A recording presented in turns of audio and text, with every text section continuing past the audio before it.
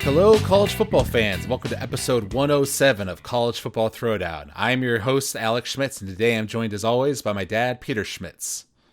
Hello, Husker fans and college football fans. Hello, hello, hello.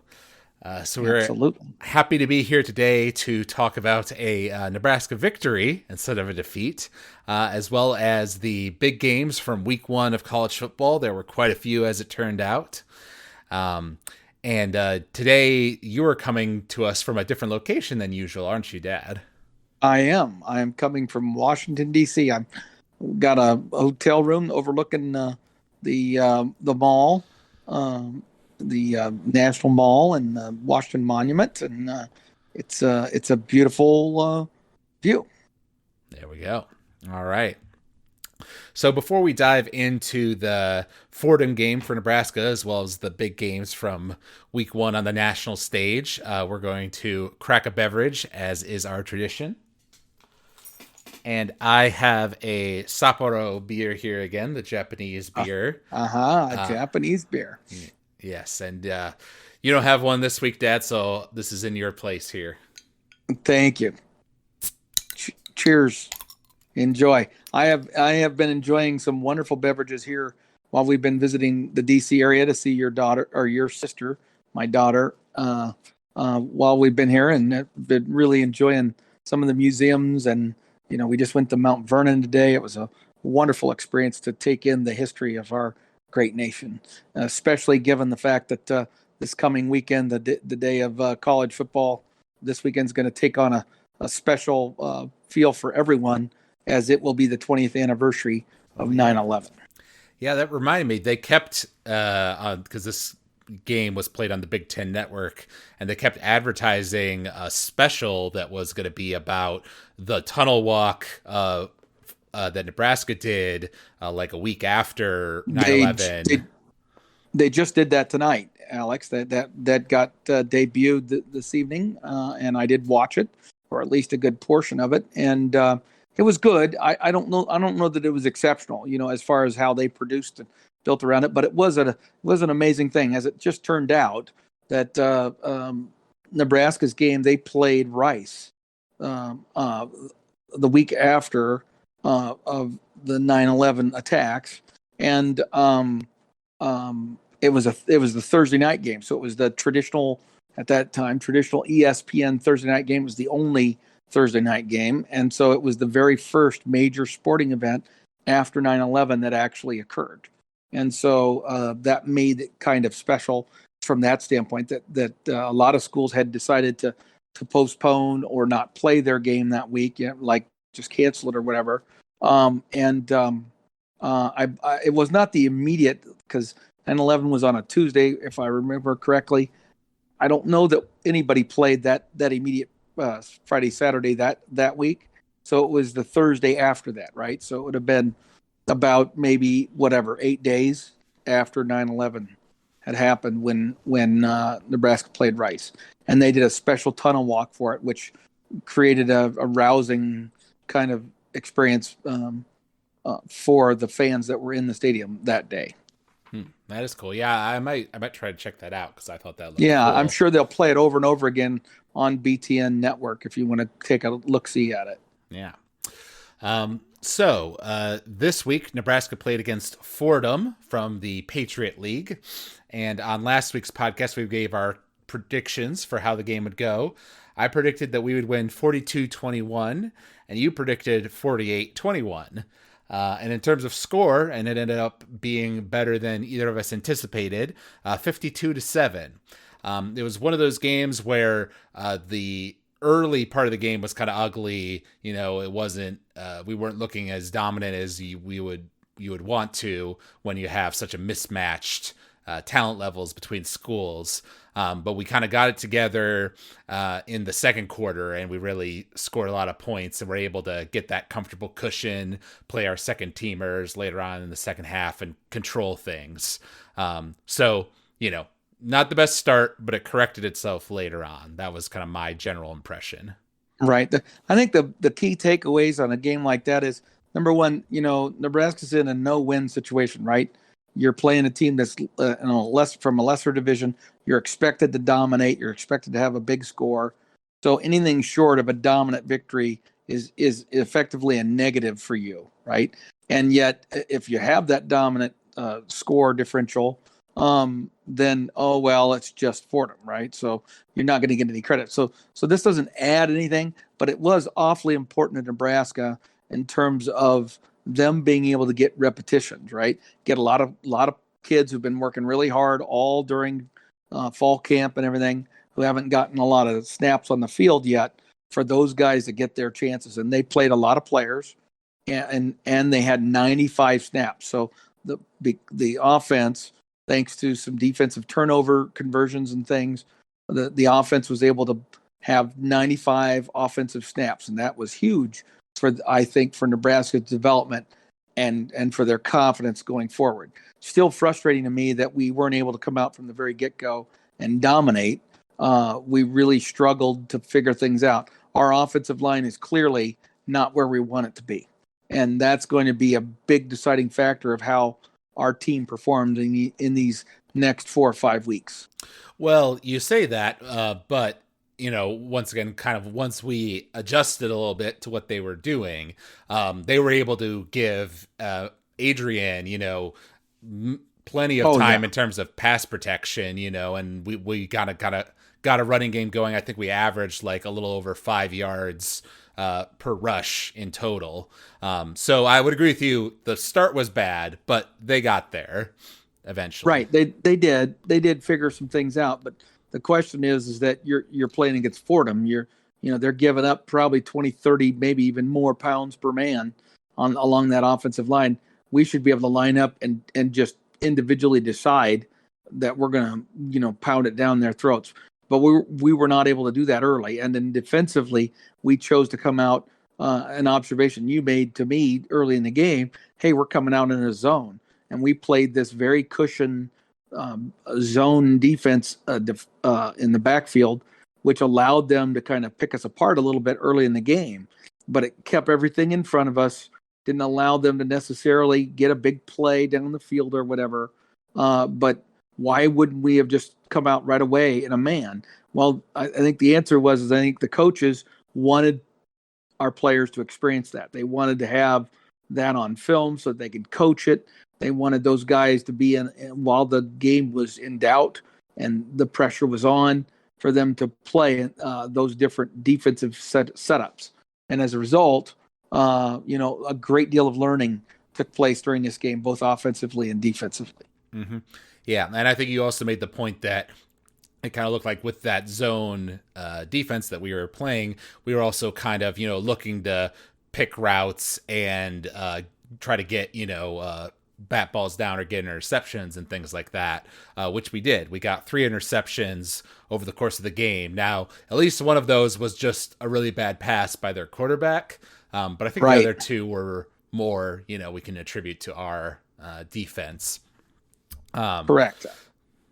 Yeah. So, and also to Fordham's credit, for, I think I asked you last week, like, what are their weapons you're most scared of? And you didn't really have an answer. But their quarterback has a real arm to him. He kind of became less accurate as the game went on. He was missing more passes later, but in that first quarter and a half, he was throwing some nice balls, and to guys that were, open in a couple scenarios because of that zone defense we were playing. Right, exactly. And so they were having some success both passing and running. They would have a couple of negative running plays, but then they'd have a good running play every now and then.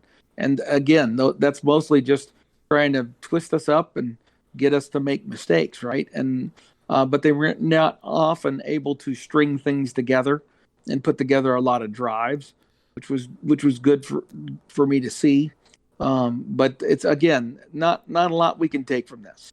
Right. Other than that, we got some good repetitions. This was a really effective, healthy, 100% go kind of practice for both our offense and our defense. Yeah, and one point I did want to make was on special teams because it was kind of a mixed bag where we got a blocked field goal on Fordham's kicker, which was obviously good, and then Connor Culp kicked at least one field goal. I know that was good in the game, but then also Cam Taylor Britt once again had a punting mistake or special teams mistake, I should say, where he the ball was coming down. It was a short punt, so he was running forward and it like hit him in the back, and he didn't realize it. And then Fordham dived on the ball and was able to pick up a bunch of extra yardage. Thankfully, the defense stopped him. That might have been what led to the blocked field goal. I'm not exactly sure. So it didn't result in anything damaging. You are correct. But regardless, and that was another mistake by Britt, and I saw he got replaced with somebody else after that. But even that guy, I remember, bobbled a punt, and it just went out of bounds. Right. Yep. So also no harm, but that's the sort of stuff you have to clean up because that's not going to happen against better teams. Right. Exactly. Well, and the fact that we've got a ton of athletes who all, were the punt returners for their teams back in high school, right? So the fact that we can't seem to find even one player who's capable of just getting out there and just catching a damn football and then take a knee. That the hell with doing a return, just secure the damn ball, right? That would be a step in the right direction for us.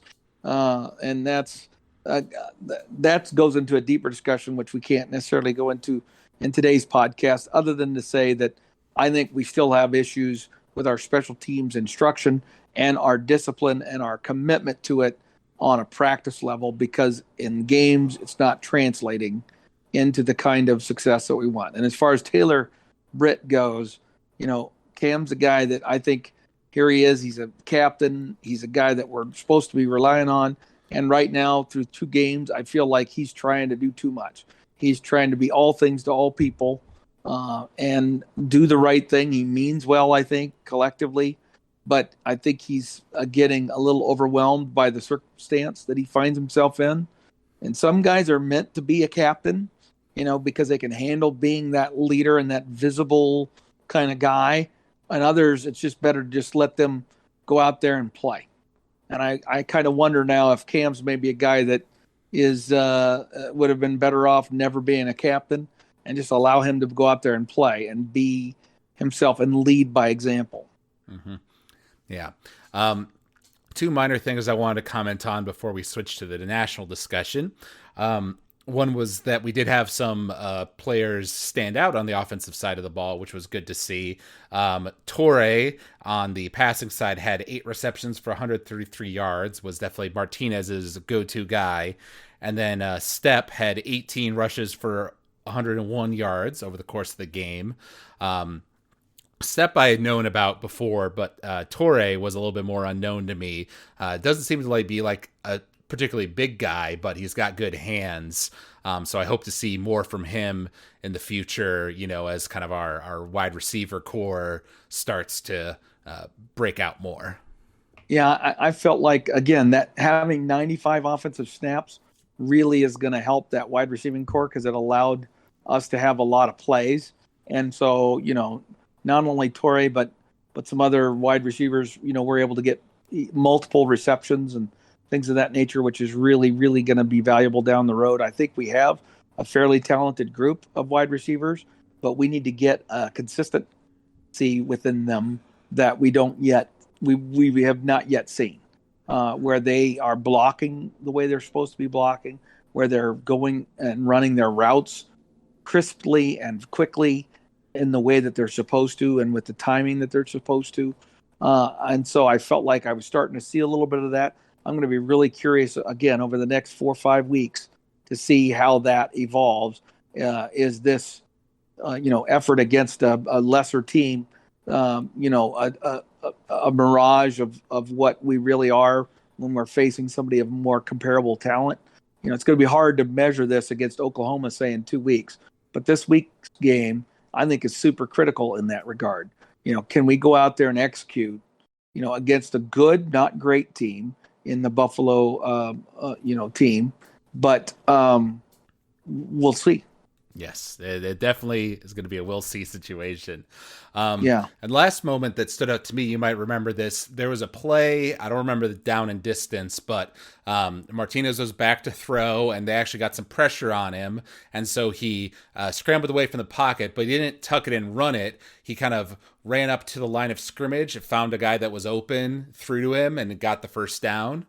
And the commentators were like, that was really good play by Martinez. You know, this is some of the best I've seen him play, you know, in years or whatever.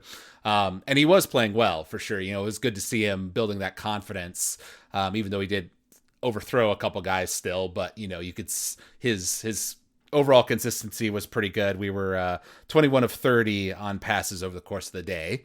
But that was one of those situations where I was kind of wondering, it worked out. The fact that he ran up to the line of scrimmage, threw the ball, got the first down, obviously, and that's a good result. I don't think it was a third down play. It might have been second or first. But I was kind of wondering, just as a philosophical matter, is that a situation where rather than kind of trying to find a passer that's open, you know, to get the first down, you know, to make the, you know, kind of like we've talked about in the past, trying to make the best play in this scenario, it would have been better for Adrian to just tuck it, run it, maybe get only 5 yards, but still get positive momentum out of the situation and not risk, you know, the more risky pass play. What's your kind of feeling on that? Okay. So you're asking for my opinion on that. So, okay. In general, I would say I would agree with you that you would want to make sure that you did the more conservative thing. However, it is influenced also by what's the situation in the game. You know, are you ahead? Are you ahead by a lot? Are you in control of the game, or is it a super tight game? How much time is left in the game? Those kinds of things can play into that. Because here's the deal: when you start scrambling like that, and you're running, and now you're throwing into the middle of the field like he was in that situation, when you throw across your body and that extends your throwing motion, that means there's more time for the defender to react and move in the direction of the throw. And if that quarterback doesn't see somebody else because he's scrambling himself, and so his head comes up and boy, that guy's wide open, then oftentimes somebody can jump in front of a ball because you didn't see that defender coming from the inside of the field or whatever, right? So a lot of negative things can happen, or you just have an inaccurate throw and bad things happen as a result of that. So there's a lot of potential negatives when you have that last minute kind of toss it. But in this case, there were two things that made it a reasonably good idea for him to do that. Number one was time and situation in the game. That particular moment happened when we had, I think, at least a 10, if not a 17-point lead. Number two, we were throwing somewhat in the middle of the field to our tight end.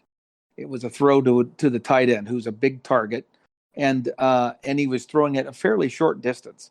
It wasn't like it was a long, deep throw, if it's the one that I'm thinking of. And so all those things would make that a positive reasons to go ahead and try to make that throw and make that play happen. Because yes, he could have tucked it and ran, but he was only going to get a few yards. And I'm pretty sure it was a third down.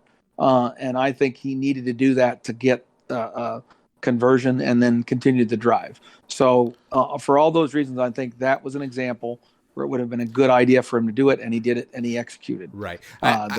Thinking on it more, I think you're right. I think it was sometime in the second quarter when we were up, and I think we were on their side of the field. I think my thinking was, okay, run it, get 3-4 yards, and make it 4th and short. And we've already shown in the game that we'll go for it on 4th and short, and we can get it against this team. Right. So that plays into the strategy of the moment. No, I totally get what you're saying, and in many cases, I would say that's the better choice to make. Because I've seen the attempt by the quarterback to make it happen, to create that play where things go horribly bad, right? So, there's a great risk in doing what he did. The only thing I would say is because it was a third down, because of the circumstances of the game, and the fact that he was throwing to a big target in a tight end who's 6'9" in this case, that's not a bad thing to do. Yeah, Okay. Now maybe he's not 6'9", he's about 6'7", 6'8". Right. Big guy, nevertheless. He's a big target. Yeah. Yeah. All right. Cool. Well, now we're going to transition into the national side of our discussion. And before we talk about the games of week one, there's something interesting on the conference realignment side of things. On a previous podcast, we talked about the state of the Big 12 and whether we thought the Big 12 would survive in the long term and all that.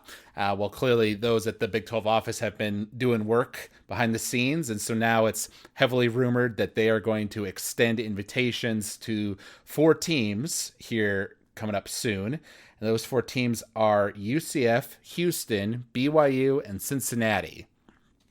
So all teams that have had reasonable to great success in college football in the past few years in terms of their records and things like that, kind of standing out within their individual leagues.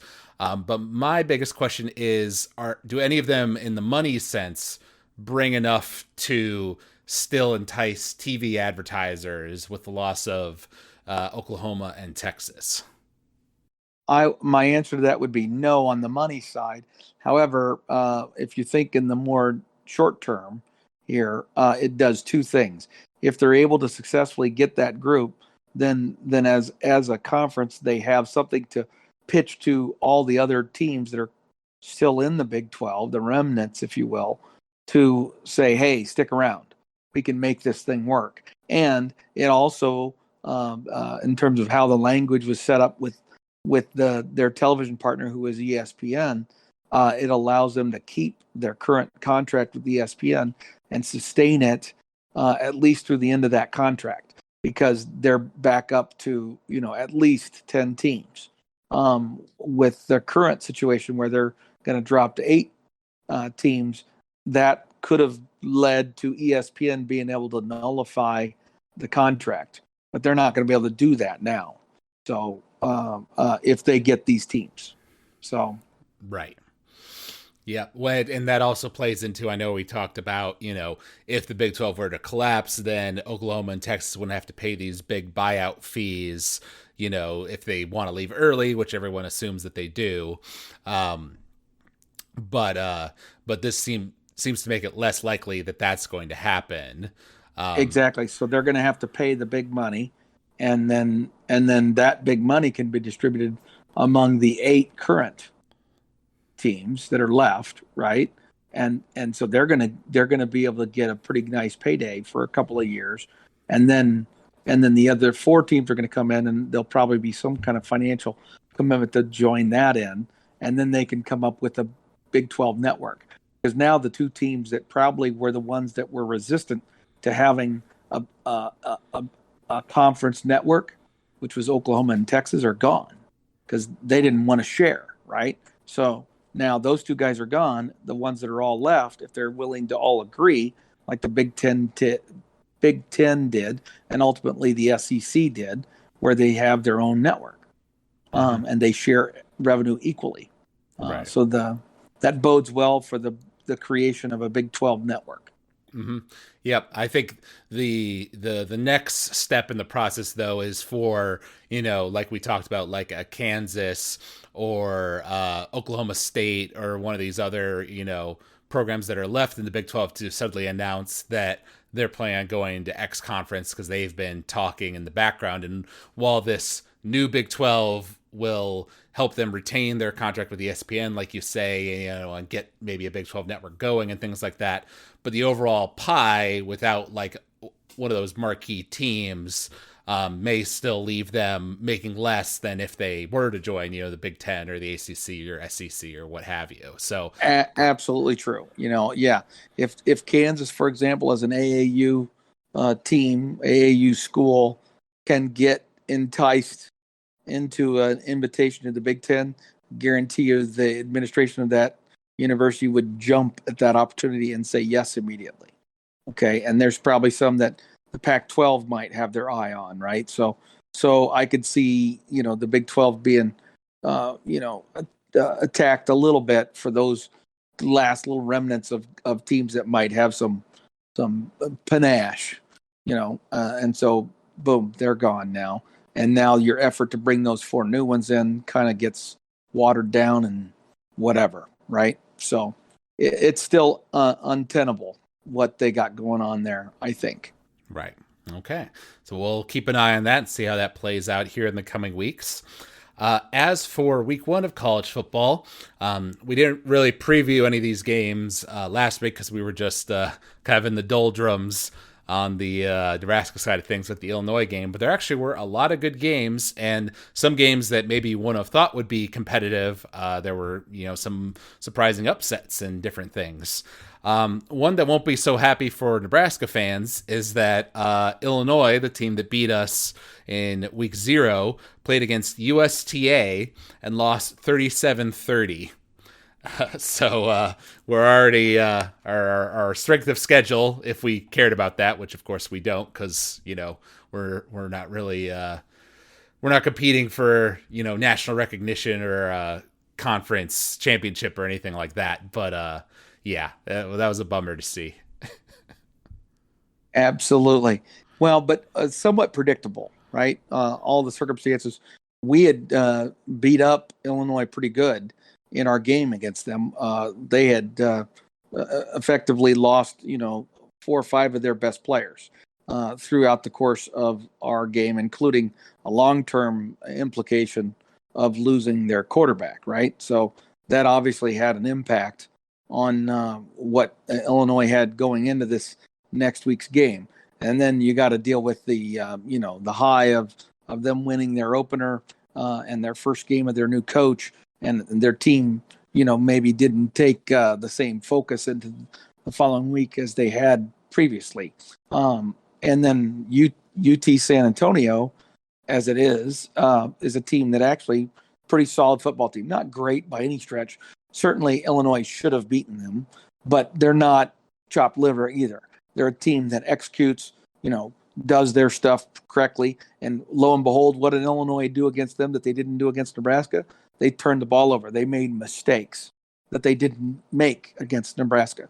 And so that's the thing, is it gets back to a fundamental guide that every school who plays Nebraska has the book on, which is, if you're playing Nebraska, play hard, play clean, and let them self-destruct. And Nebraska will self-destruct for you, and you'll win the game effectively by default, because Nebraska will just shoot themselves in the foot. Mm-hmm. And that has been the nature of the Scott Frost era over the course of now, we're going into our 4th year. Yeah. Sad but true.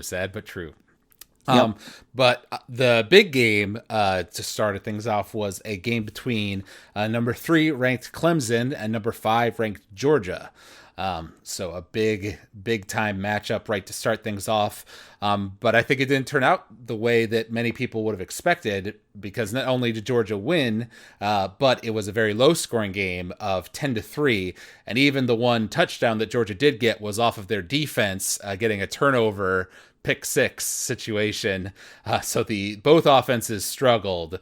But I watched the highlights of that game on YouTube, and Georgia's defensive line really looked impressive. I think they had 7 sacks on Clemson's quarterback. So they're the real deal from the looks of it.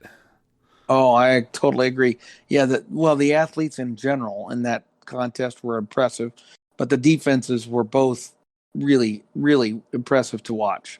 It is amazing, but at the same time, I think if anybody had asked you to predict that, those two teams were going to play for a full 60-minute football game, and neither one of the offenses was going to score a touchdown, I think you'd have been hard pressed to find too many people that would have taken that bet. Yeah. Right. So that was pretty amazing and unique in modern college football. Yeah, if that was one of those like obscure bets you can make in Vegas, whoever did that made a lot of money. Absolutely. Yeah. So yeah, that was an interesting one. And then there was another game that was also quite low scoring in a defensive battle, and that was the Wisconsin versus Penn State, which ended up being 16-10. Penn State winning over Wisconsin.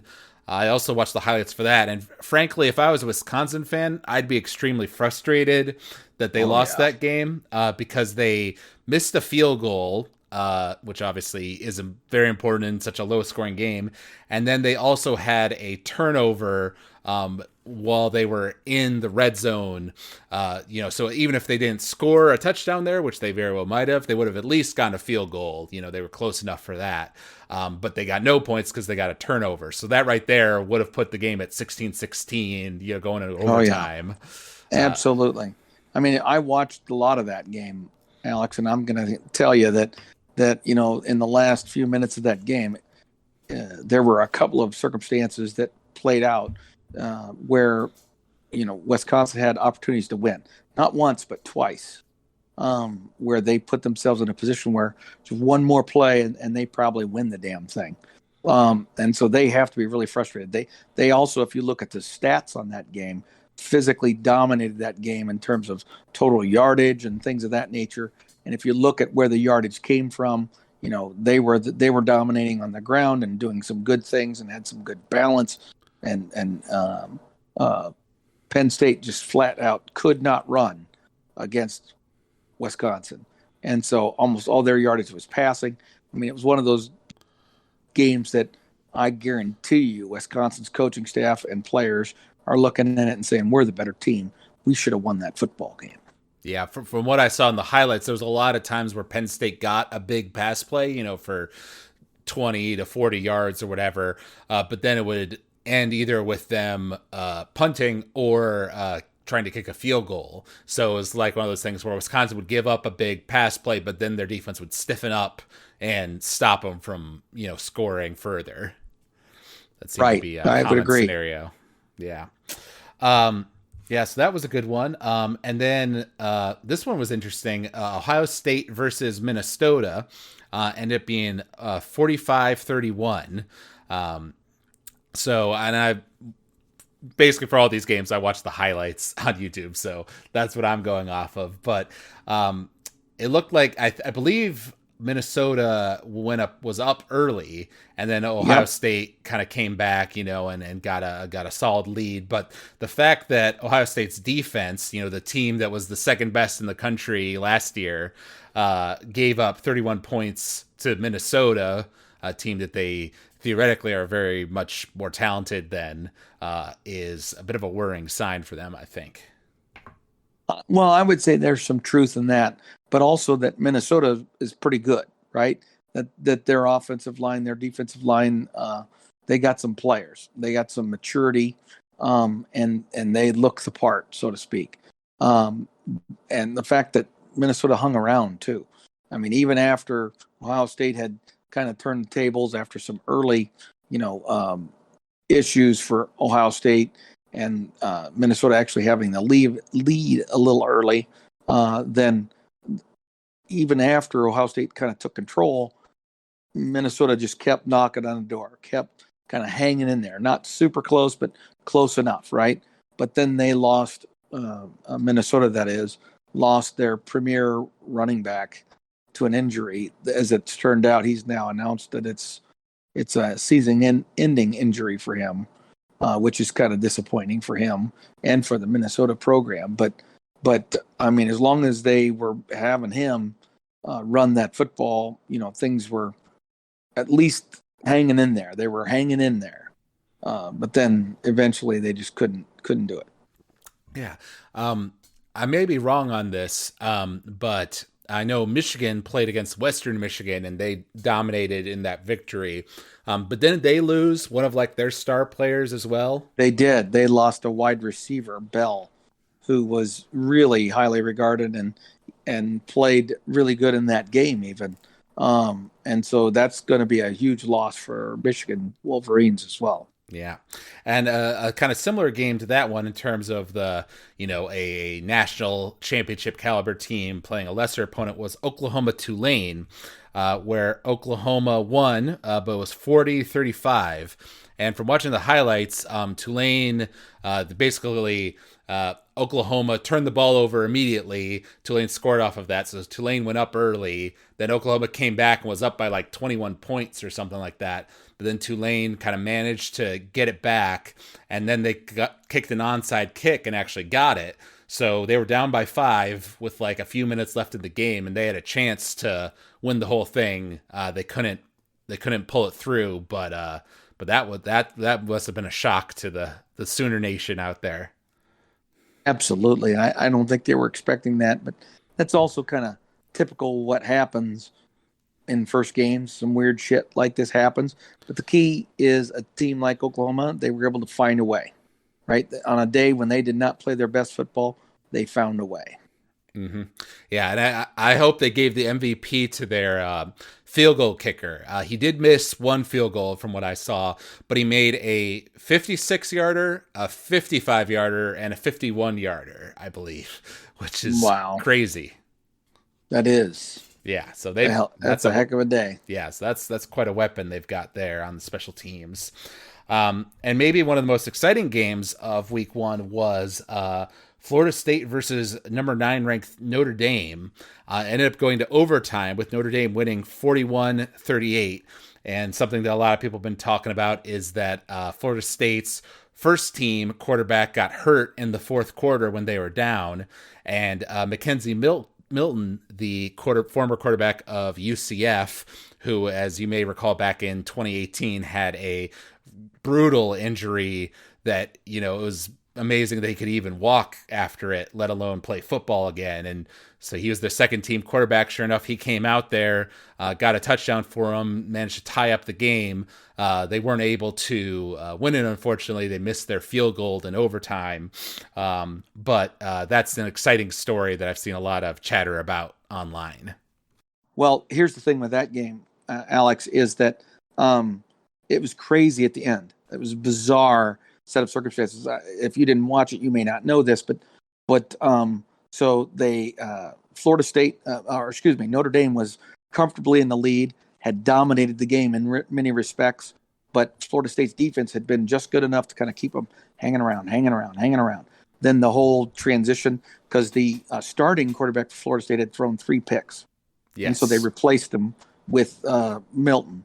Milton came in, drove them down, scored a touchdown, and they got to within 3, I think, at that point. And then Milton got them down, drove them down. It looked like Milton was going to take them down and they were going to win. They were going to score a touchdown and win the thing in regulation. But then a circumstance happened where Milton had to make a decision. They got a bad snap.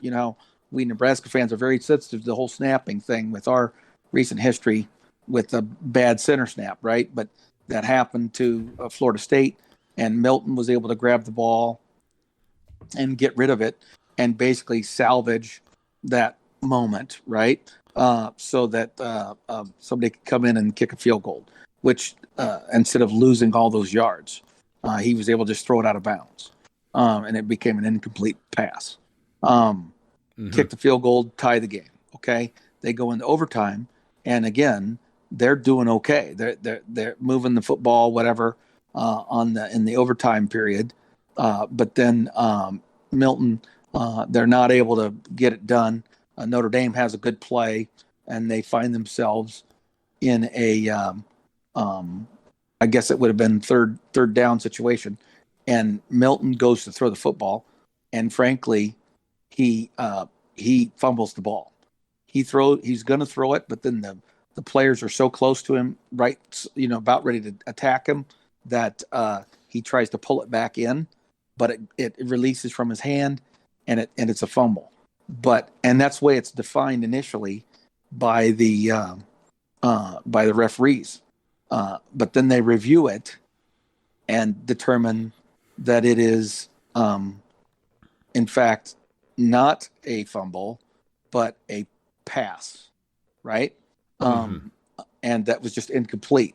Now, the irony of this whole deal is that what happened to cause that review to be re-reviewed was a timeout called by Florida State's coaches.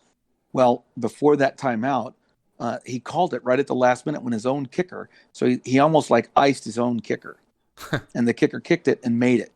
But then after all the reviews and everything, they got moved. The ball got moved forward because now they was no longer viewed as a fumble, but was viewed as an incomplete pass. So that actually made it closer. an easier quote quote easier field goal. But then in the second kick, he missed it. Okay, see, I had seen everything else you had mentioned. I saw in those Yeah, highlights, but the whole the fact that it got reviewed and that he kicked right. it and da da da, yeah, all that I didn't know. Yeah, you didn't see that. So it was just a crazy set of circumstances where, frankly, Florida State very much could have taken the lead in that at that moment. Not necessarily won, because then they would have still had to stop, Notre Dame. Notre Dame, and Notre Dame would have done things differently, maybe than they chose to do, because all they then needed to do was kick a field goal, which they did, and they won it. So, but fascinating game all together. And frankly, Notre Dame was the better team of the two on that night for the most part, but it certainly says something about Florida State's defense. And I think Florida State will be pretty good if Milton ends up being their quarterback from here on out. Mm-hmm. Yeah. Yeah, that would definitely be interesting to see how that plays out down the line here.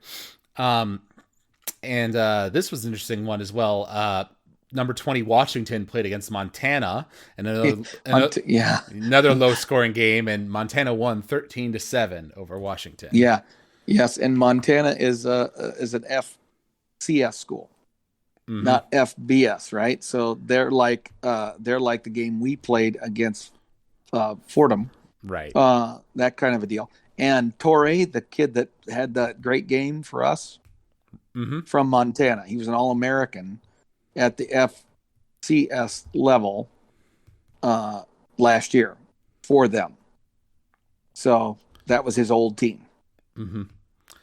Yeah. I did watch the highlights for this one too. I'm having trouble remembering the details, but it was, from what I recall, it was a pretty ugly game.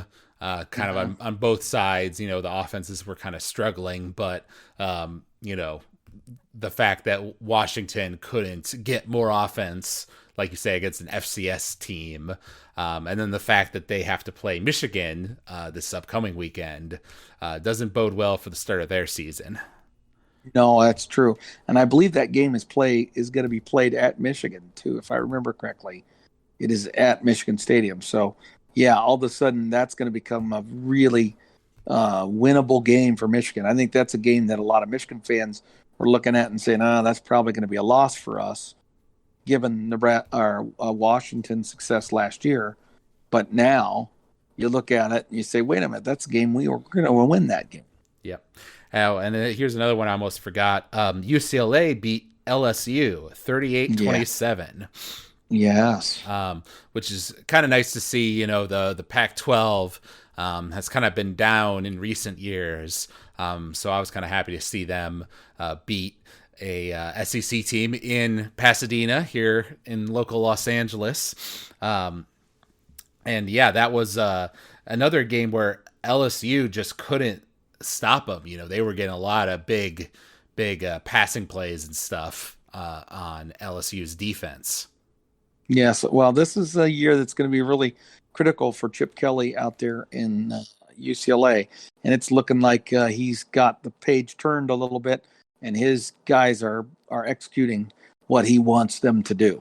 It's what we had hoped we would see with Nebraska and Scott Frost, because they're similarly in their fourth year, but we haven't seen that kind of page turn yet for us. Yes, unfortunately.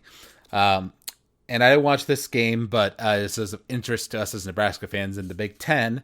Michigan State beat Northwestern 38-21, and this is kind of a year where we kind of thought Michigan State was in a rebuilding year of sorts, but they managed to beat a pretty solid Northwestern team. Yes, and I think that bodes well for Michigan State's program and for this new coach that they have. Is going to be his second year. And he's got his team going in the right direction. That's going to make that team or that game that Nebraska plays against Michigan State here in a few weeks much more difficult. Mm-hmm. For sure. And looking ahead to week 2, we've got a couple of big games, not as many as week 1, but there's the Iowa State rivalry game, Utah BYU, Stanford USC. Kind of interesting to see that so early in the season. Washington, Michigan, which we mentioned. And then the big game in terms of national recognition is Ohio State playing against Oregon. So after kind of struggling a little bit against Minnesota, now they need to play against Oregon, who has been, not as good in recent years, but obviously still a very offensively potent team. What is specifically on the Oregon OSU game? What's your kind of feelings on that one? Well, Oregon was probably the best Pac 12 team last year, but then ended up losing in the conference championship game, right?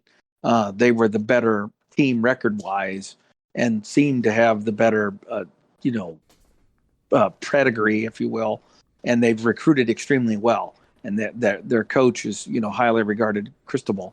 And so that's all kind of coming together for him. So they went into the season with high expectations. Oregon did, and Ohio State, as you said, probably underwhelmed a little bit with their first game performance. So it's going to be a very interesting game to see. It's one I would expect Ohio State to rise to the occasion and really, play well. But Oregon's a team that has the kind of talent, and on a player by player basis, to match up with an awful lot of what Ohio State can offer.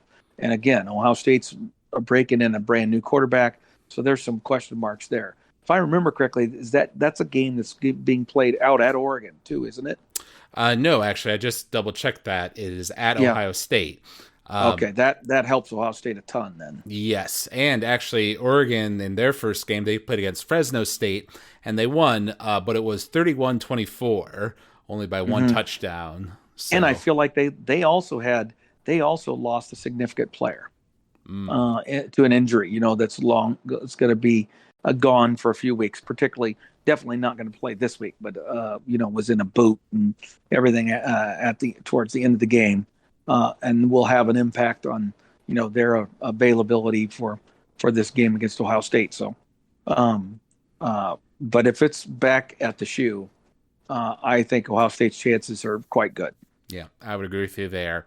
So the last game we'll mention here, and this will transition nicely into our game, which would, of course, be Buffalo, the team that Nebraska is playing against this upcoming weekend.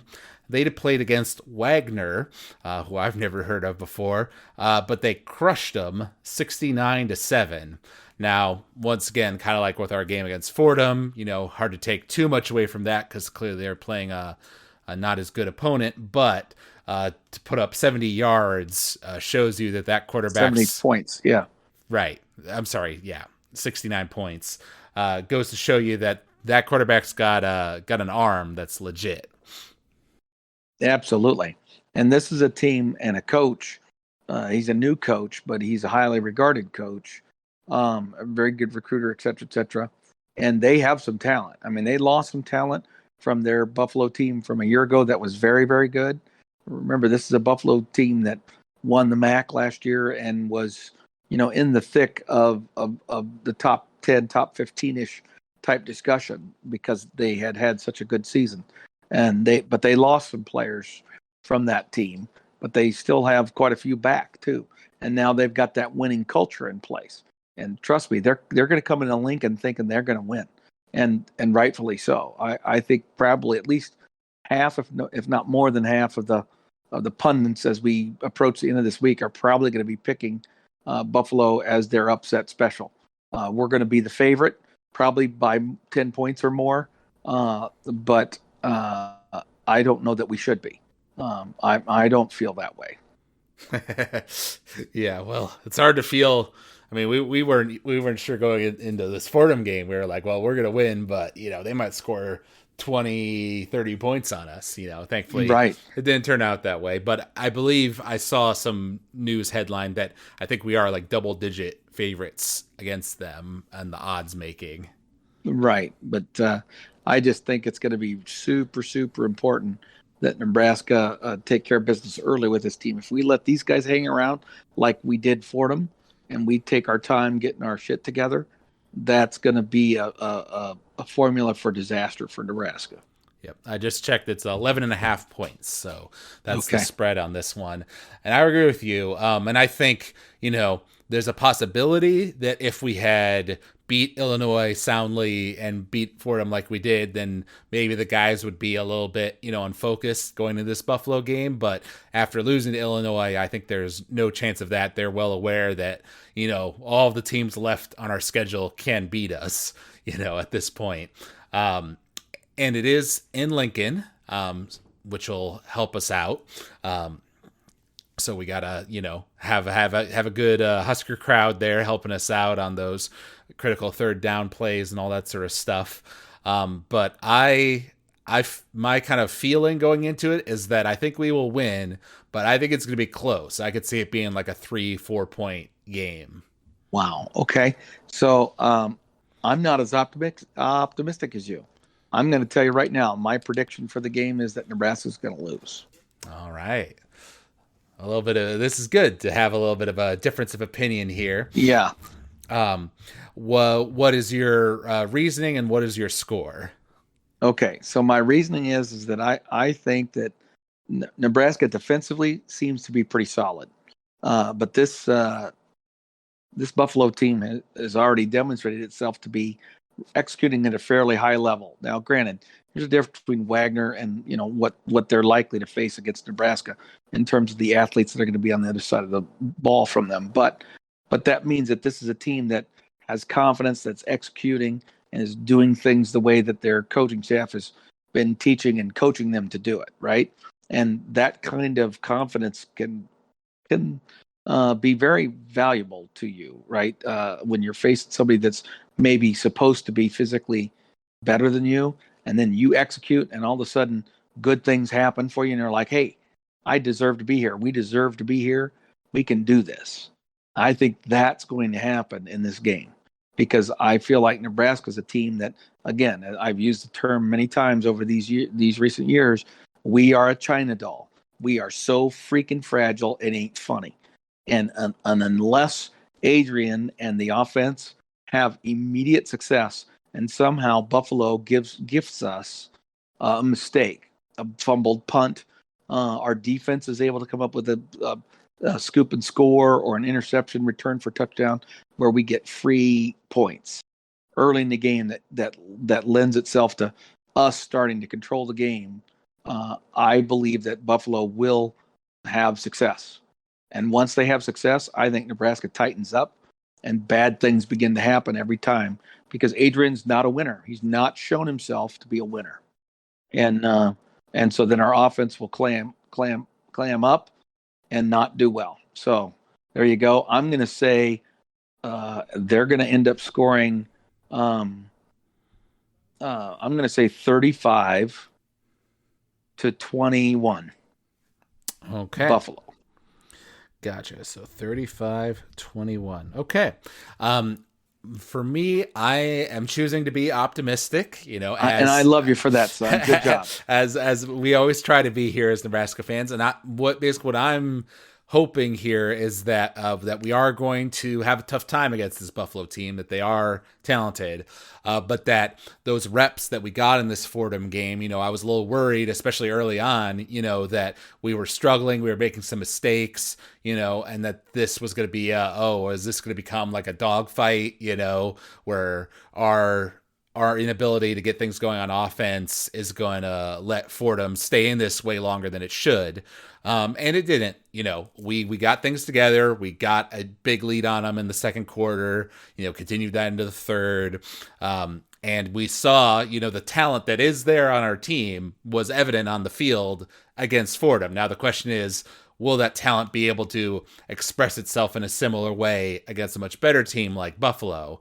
And I am basically betting on the fact that this confidence that we got from the Fordham game will carry over into this Buffalo game. I think it will be high scoring because clearly they've got a lot of offensive weapons. But what I'm praying for here is that Adrian is going to be more accurate and going to make better decisions with a little bit more confidence behind himself, and that we will manage to outscore them. So I'm going to predict 35-31 Nebraska wins. Okay. 35-31. So lots of scoring on both sides. Yes. And I'm sorry, did you say 21 or 28? I said 21. Okay, that's what I So, have. yeah, 35-21. Okay. And then for that Ohio State Oregon game, we'll go ahead and give a prediction for that. After reminding myself that Oregon had won against Fresno State by a small margin, that makes me more confident that it is going to be an Ohio State victory, as well as the fact that it's happening at Ohio State, even though they did struggle against Minnesota. Obviously Ohio State is crazy talented, still coming off of that national championship game last year. So I think Oregon will make it interesting in maybe the first half into the third quarter, but Ohio State will pull away late and end up winning. So I'll go ahead and say that Ohio State wins 41 to Oregon gets 30 or 31. Yeah, 41-31. Let's go with that. 31. Okay. I'm going to say it's 49-21 Ohio State. And I think Ohio State wins it comfortably. All right. What do you think? Just the home game plus Oregon's historic lack of a good defense are your main two reasons? I think that Oregon's schemes and defense are not going to necessarily match up well with Ohio State's talent and Ohio State's defense. I think Ohio State's defense is going to really put the clamps on Oregon's offense. And so unless Ohio State makes a bunch of mistakes, which they're far less likely to do at home, that would be the one caveat that would cause this to become a close game. But I think if Ohio State plays reasonably clean, that they will get to a point where they're in physical dominant control and they just kind of finish it out. So I think it ends up being a comfortable victory for Ohio State. All right. Sounds good. So we will be looking forward to this Buffalo game. I know we said that Illinois game was the most important game of the season, and maybe it was, but now I think this Buffalo game takes on extreme importance. Absolutely. Now every game becomes the most important game because we've now put ourselves so far behind the eight ball because we gave up a game that was a game we should have, quote, quote, should have won. And we weren't able to get the job done. So, yeah. But this Buffalo team, it frustrates me because I initially thought, this Buffalo team, they lost all these players, they lost their coach, blah, blah, blah, blah, blah. But then they go off and they win like they did against Wagner. And I don't care if you're playing against air. If you can score 69 points, that means your offense is doing something right. And in all likelihood, your defense gave your offense some opportunities, right? So, that's a good way to start a season. And then I start hearing more and reading more about this coach. And man, he is highly regarded. He sounds like a guy that probably not going to be at Buffalo for more than just a few years, just like the guy before him is going to continue the success that has already been established, and both in recruiting and in on the field performance. And then he's going to end up getting some bigger job. Right. Yeah. Well, and I think this game takes on particular importance because the following week we play against Oklahoma, which we can be very sure is going to be a loss for us, most likely. But if we're able to go into the Oklahoma game 2-1, and coming off of a victory against a solid Buffalo team, I think that will give us some, confidence and momentum even after, we all knew that we were probably going to lose to Oklahoma. So that gives us something to build off of for the following weeks. Whereas if we lose to Buffalo and we lose to Oklahoma, now we're 1-3. And our only now the wheels come off. Yeah, now they're only success against much lesser Fordham team. So that's why I think this Buffalo game is so critical.